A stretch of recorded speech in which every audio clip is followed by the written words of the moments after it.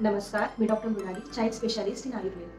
अनेक वेळा पॅरेंट्स मला विचारतात की आम्ही आमच्या मुलांना दही देऊ शकतो का?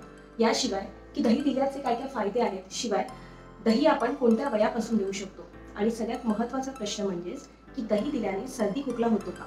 तर आज सगळ्या प्रश्नांची उत्तरं आपण या व्हिडिओमधून घेणार आहोत. सगळ्यात पहिले म्हणजेच आयुर्वेदानुसार दह्याचं वीर्य हे उष्ण आहे.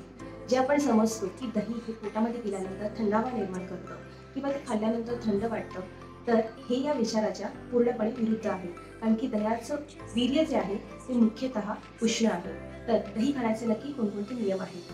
सगळ्यात पहिला नियम म्हणजेच रात्री दही खाऊ नये. रात्री म्हणजेच सूर्यास्तानंतर दही खाल्ल्याने शरीरामधील कफदोष आणि पित्तदोष वाढण्याची शक्यताही जास्त होते आणि त्यामुळेच रात्रीच्या वेळी दही हे खाऊ नये. दुसरा नियम म्हणजेच दही हे थंड करून किंवा गरम करून खाऊ नये. कारण थंडच्या थंड म्हणजे असंच्या असं फ्रीजमधून काढून जर का तुम्ही दही खात असाल तर नक्कीच तुम्हाला त्या थंडपणामुळे सर्दी किंवा खोकला होण्याचे चान्सेस हे जास्त होतात. तिसरं म्हणजेच दही हे गरम करून खाऊ नये. ज्याप्रमाणे आपण इंडियन हाऊसहोल्डमध्ये करीजमध्ये किंवा कुठल्याही प्रकारच्या आमटीमध्ये जेव्हा दही यूज करतो तेव्हा ते खूप जास्त गरम स्थितीमध्ये आपण यूज करतो, पण ते आयुर्वेदानुसार पूर्णपणे विरुद्ध सांगितलं.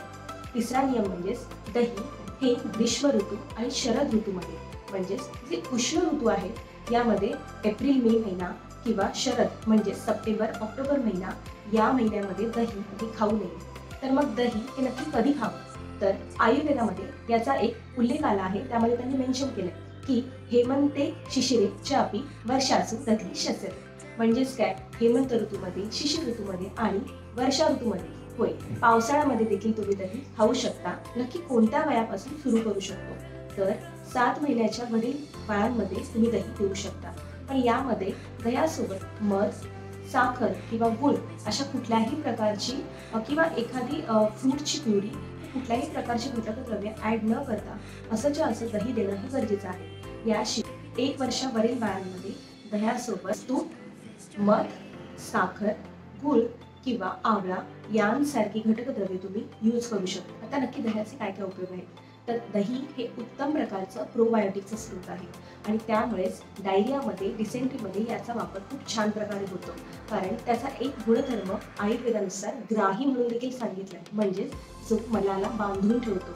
म्हणूनच दही हे दररोज खाऊ नये असं सांगितलंय. कारण की दररोज दही खाल्ल्यामुळे कॉन्स्टिपेशन होण्याची शक्यताही जास्त असते. याशिवाय दह्यामध्ये कॅल्शियम, व्हिटॅमिन B12, प्रोटीन हे उत्तम मात्रेमध्ये असतं आणि त्यामुळेच मुलांची वाढ होण्यासाठी देखील फार महत्त्वाचं आहे. तिसरं म्हणजे दही खाल्ल्याने तोंडाला चव येते, ही रुची उत्पन्न करत आहे आणि यामुळेच इम्युनिटी देखील छान प्रकारे वाढते. त्यामुळे दही जर का तुम्ही योग्य प्रमाणामध्ये, योग्य वेळेमध्ये आणि योग्य ऋतूमध्ये जर का देत असाल तर ते छान प्रकारे काम करते. त्यामुळे तुमच्या 7 महिन्याच्या वरील बाळांमध्ये तुम्ही नक्की दही द्या.